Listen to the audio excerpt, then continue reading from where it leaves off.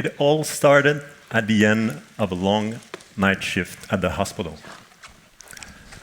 I was exhausted, I was frustrated, and I could just not forget about the situation. I'm in charge of this young patient, let's call him David, who's just been declared clinically dead. His parents are over there, and now they have to answer a very tough question. Is David an organ donor? The truth is, they have no idea. They never discussed this with David because he was young and he was healthy. So we look in David's wallet to see if we can find an organ donor card, but we can't. For the parents, the decision is just too hard to take. And in the end, they decide not to do anything.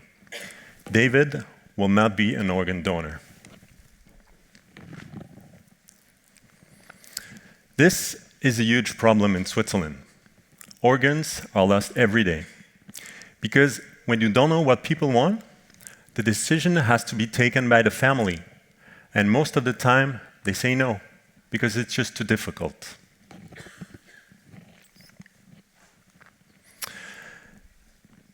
So I leave the hospital, I go home to get some sleep.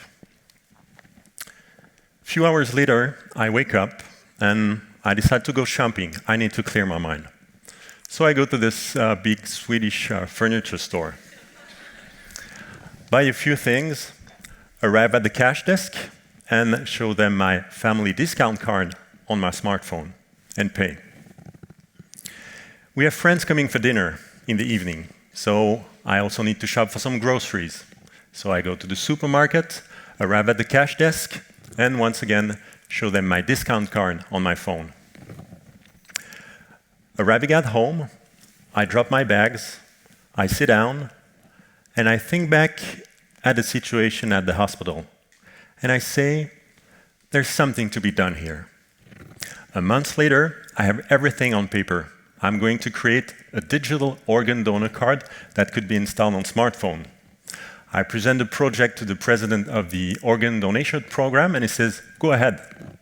So 2 months later, I have a working prototype, and I very proudly show it to one of my friends.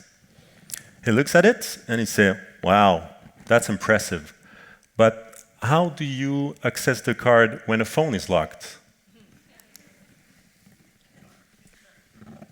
And at this time, I realized that everything I had done until now was useless.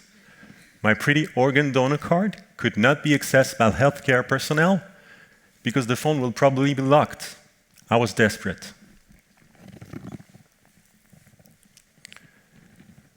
The following night, I remember reading about some new technology. Small Bluetooth beacons that could interact with the phone. So I'm actually able to get one of those beacons, and I'm amazed to see that it works as planned. The organ donor card appears on the smartphone when it's close to the beacon, so I have my solution. But then it takes me a few weeks and a lot of energy to convince hospitals to install beacons in their emergency room, because it's all very new and they never heard about it. But in the end, after some explanation, I managed to get almost every hospital on board. Today, only 10 weeks after the launch of the electronic organ donor card, over 50,000 people have installed it. And this number is growing every day. I think this is a good example that with a simple idea, a few people who believe in it, and just a little bit of technology, you can make change happen. I'm convinced that in the future, the next David will not die in vain, but will be able to save the lives of others. Thank you.